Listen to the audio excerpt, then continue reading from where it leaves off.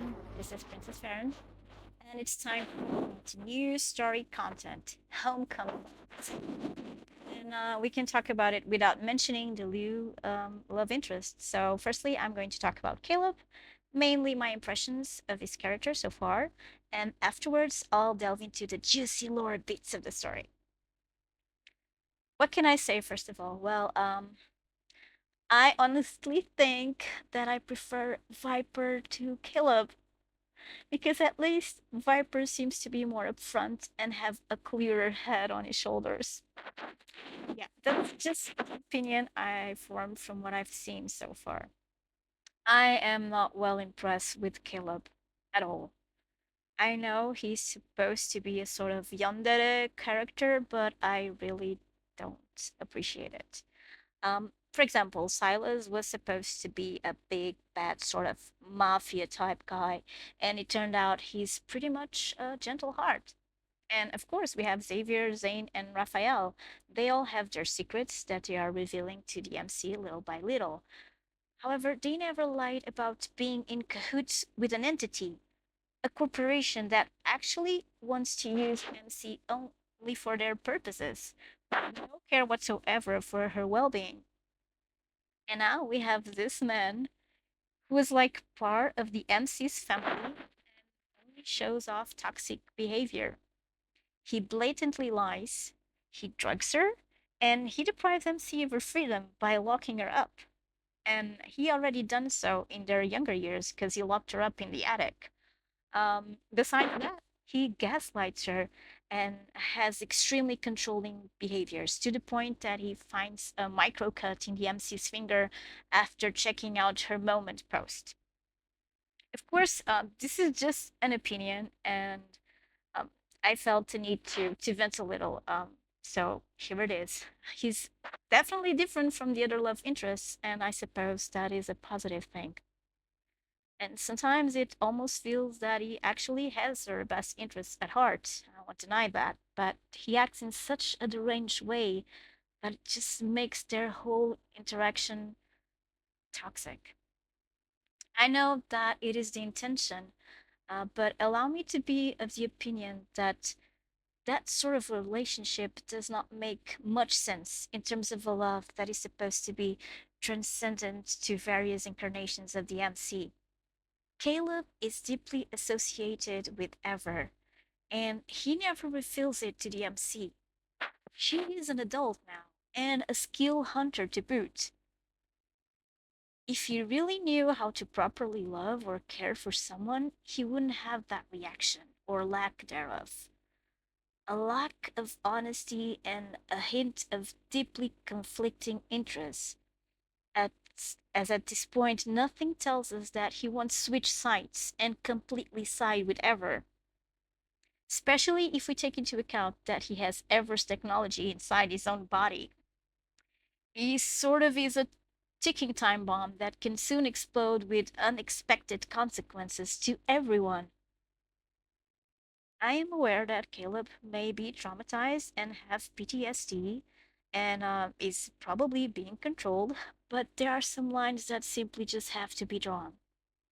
And let's not forget that MC herself has reasons to be traumatized. She's not trying to fool any of the love interests because of that. She pretty much lost all her family in that explosion when she was still very young. And she's very decent. Anyway, all of this to say that before I can truly place Caleb on par with the other four characters, he will need to do a complete 180 and redeem himself. Now, it's story and lore time. So, MC starts off by plainly stating that everything that has happened in Silas, Xavier, Zane, and Raphael's story branches has had ever as the same common denominator. Finally, the game is openly portraying Ever as the big baddie. So, if they're now reinforcing this idea, most likely there will be an even more important entity or person behind them. Either that, or we'll have quite some twists and turns regarding their goals or their leaders. So, I'm expecting some big surprises about it eventually. The actual story starts when the MC goes to Skyhaven to investigate an explosion triggered in very similar circumstances to the ones that surrounded the one she experienced in her own house in the Bloomshore district. And that's where she meets the colonel of the Far Space Fleet, Caleb, her old childhood friend who lived with her and Grandma Josephine for several years before that explosion supposedly killed him. Soon after, Caleb actually flags her as an intruder and takes her in for interrogation. Many of the scenes inside the ship remind me so much of the Star Wars movies, the sequels, I mean. I think the developers might have drawn some inspiration from the whole Kylo Ren Inquisitor situation. If you pay attention, the actual color scheme is the same, black with a little bit of red. And there's even a chair like the one in Kylo's interrogation room. So just a thought, because it really flashed in my mind when I was watching that part of the story. Um, Anyway, the beginning of the story is meant to pretty much set the mood for Caleb's character, and the meaningful parts start from the moment where Zane helps MC to talk to Mia, Kevy's sister. So the siblings were missing since the explosion, and find out that guess who ever is looking for the boy because he was in possession of the last piece of the spatium core fragment, besides also being afflicted by the black crystals that MC and Zane saw in the patient in Shanxia Hospital during Zane's story branch. Back then, they got to the conclusion that that disease was not caused by the ether core's power, but rather it was by someone who was deliberately turning people into monsters. And as we know, that someone is actually, once again, ever. MC and Zane plan to take the boys, the girls' brother, sorry, Kevin, to the Hunters Association in Lincoln to keep them safe. But unfortunately, Caleb tricked MC and drugged her, so she could not rescue the boy. The end result? The Far Space Fleet captured Kevin. Sorry, I meant they rescued the boy. In the meantime, his sister Mia, who was apparently on her way to recovering, died that same night due to septic shock caused by her burns. However, no one witnessed her death. As with all things ever related, all the circumstances are too suspicious, vague, and also convenient, as the MC quickly learns that the boy, Kavi, had already been adopted, and to boot, he seemed like he was barely affected by his sister's death. Feeling confounded, the MC is suddenly approached by Viper, that besides giving her the clue to Kevin's new whereabouts, he drops a big lore bomb, in my opinion. He clearly states that it is very rare to find individuals who are not devoured by the ether core's power. And Kevin is one of those people. And that is why the black crystals on his body were not yet taking control of him. I believe that that should be also one of MC's abilities, and that's why Ever is also interested in her. I think the MC should be able to absorb all the different evil powers existing without being affected.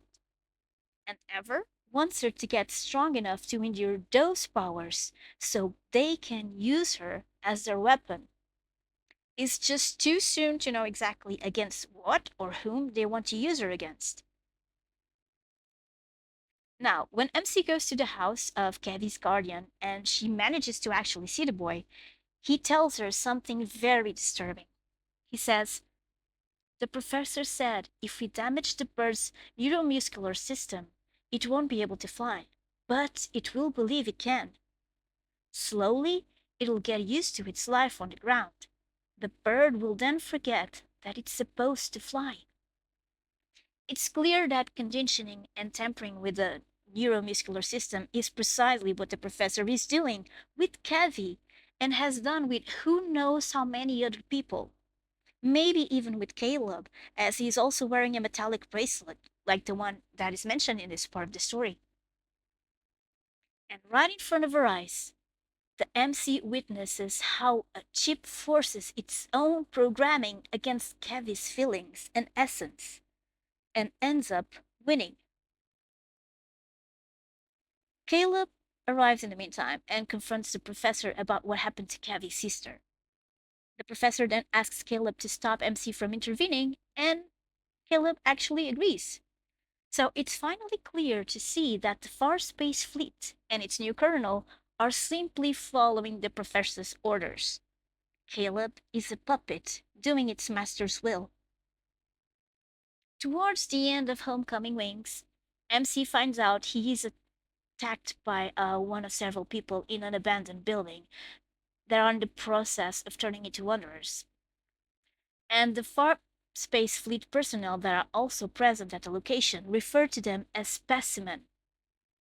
Another proof that Ever has been conducting many experiments on living human beings, with complete disregard for their well being and life, treating them as mere instruments to test on and discard when they don't yield the expected results.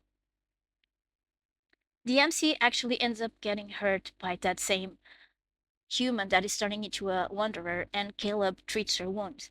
As she tries to escape the infirmary disguised as a nurse, the MC finds out about some syringes filled with Cibizin, a drug that can only be used on those with Turing chips to combat emotional outbursts, enhance cognitive functions, and help stabilize their mental state.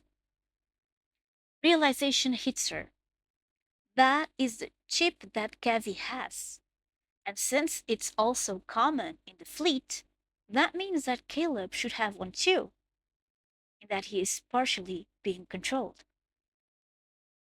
This is also when the MC hears for the first time the mention of the Fountain of Atei, a project in which Ever plans to fuse humans with wanderers.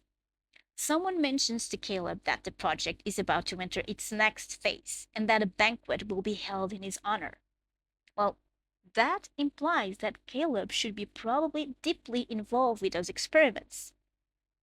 As we already hinted at, if we take into account his conversation with the professor. The story ends up with a conversation that involves Viper, Caleb, and Professor Lucius. It's mentioned that Ever is investigating the N109 zone and on a kindness to find their missing data that Josephine, the MC, and Caleb's grandma, and her associates hid. Someone else that we don't know who asks if they found a child that disappeared back then, and it's Caleb who actually responds, saying that her powers haven't activated yet. He then leaves, and Professor Lucius rejoices in the knowledge that he will soon succumb to the machinery implanted in his body, transforming him into a perfect machine. Just a little side note here about the professor's name.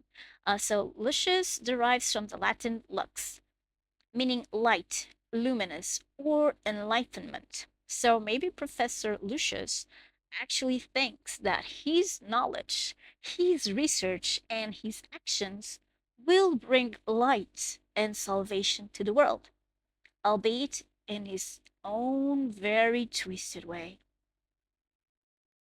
Right at the end, we are presented with a poem that actually reveals a few details about the Fountain of Atei project. Apparently, it can only be used at death's door, and the solution to prevent death, and maybe to achieve eternal life, is to merge humans with wanderers. While ships should control the neurological functions so that the wanderer part doesn't take over humanity. That's my take on it, at least. And they also mentioned the wanderer and the lover. So I think that actually refers to the MC and whoever we choose as the main love interest. Why? That I still do not know. I mean, taking into account the MC, she has all that power to absorb the evil, of different types of evil. As for the love interest, we'll have to know more about that. Anyway, this is the innovation that Ever thinks will revolutionize the world. But if nothing changes from the programmed path, we all know what is actually going to happen. Dawnbreaker Zane's universe. Shall I say more? Anyway, these are my thoughts about the new story patch. Tell me what you think about it too. And do you have any ideas about the Fountain of Atei? If you do, please let me know. This is Princess Farron signing out. Take care and good gaming. Bye bye.